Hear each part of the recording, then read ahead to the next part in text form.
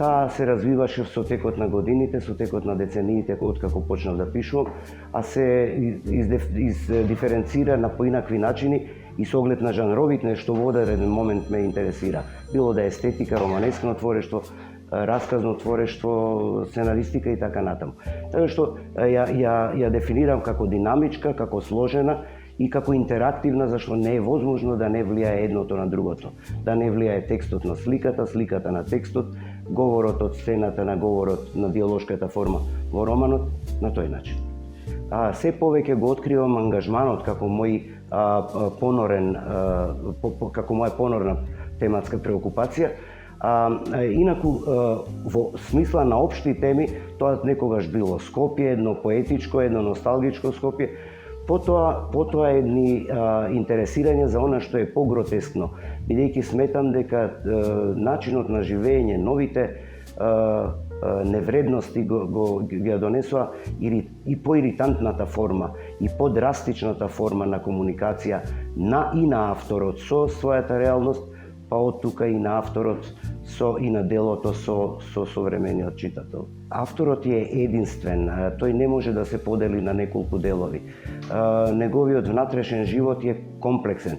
Во одредени ситуации само тој може да открие една форма, еден начин на изразување, да биде склон на еден стил на израз на пишување и потоа да го смени и жанрот, и стилот, и начинот на пишување, и медиумот за кој пишува. Така тие се во интерактивни содејства, нештата што ги пишувам, создавам, имагинирам и така натаму. Значи, како што реков, тие знаат да бидат и многу пиктурални, знаат да бидат и многу речити во смисла на тоа да се обидувам да го брусам диалогот на начин кој е или диалектичен, да биде во психолошка смисла на зборот својствен на карактерот на ликот и низ него да се очитува карактерот, биографијата, потеклото и така натаму, или да биде општ, меѓутоа пофилозофичен тогаш кога на тој начин треба да се постапува, па кога треба да се задоволува и литературната, книжевната, строгата книжевна норма на македонскиот јазик. Духот на ова време е многу поразличен од што духот на времињата што му предходеа, по етапи, на бел епока од една страна, на модернизмот од друга страна, на самата постмодерна. Ова е време на една постмодерна. Не знам како би ја дефинирал, секој веројатно автор за себе си би требал да ја дефинира, зашто пак индивидуалитетот на авторските ракописи е сега многу евидентен, многу подвлечен, многу акцентуиран. Во таа смисла ја препознам играта со времињата како моја тема, затоа што играта со времињата е тема на нашата современост. Оваа современост се занимава многу со минатото. Минатото ја освојува и минатото многу ја влијае. Ова е едно хиперконзервативно време. За разлика од времето на 70-тите само. Од 90-тите наваму ние живееме време на една страховита историска регресија. Истото се случува и ако го споредиме со епохите на модернизмот, што пред малку ги спомнав.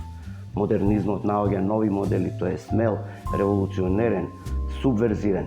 Сега повеќе се гали стварноста и се оди кон игри со неа, со интимитетот и така натаму, а се работи за тоа да се открие посировата суштина на таа интертемпоралност во која старото време го освојува, го гуши новото време, неговите идеи и така натаму. Затоа ова е постмодерна во која е тешко можно да се изроди новото, зашто тоа зборувам за историјата.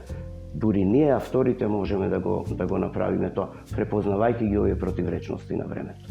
Таа е, како да кажам, динамичка и сака да осознава нови поимања и нови ситуации и нови атмосфери. Јас бев на резиденција во Сплит. И во Сплит ја напишав основата на мојот метаисториски роман кој се вика Столб што пее, заради тоа што таму и една каменита приказна на која што секојдневно најдуват излегувајќи во градот, ве влијае вас, Медитеранот исто така, морето исто така. Така што мојата приказна се развиваше на тој начин, не беше невозможно да дадеш отпор на тие инспирации, на тие инспиративни навеви или бранувања, бидејќи на море бев, кои ти ја освежуваат душата, на оние фини маестрали кои што ти го галат духот и го поттикнуваат на имагинирање.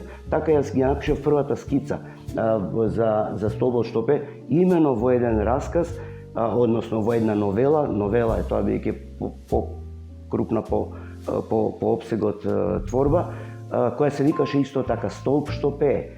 Сплит ми помогна во тоа и од како се вика, промената на перцепцијата што ми ја овозможи толку Reading Balkans и оваа прекрасна резиденција. Тие треба да продолжат, инспиративни си, им помагат многу на авторите.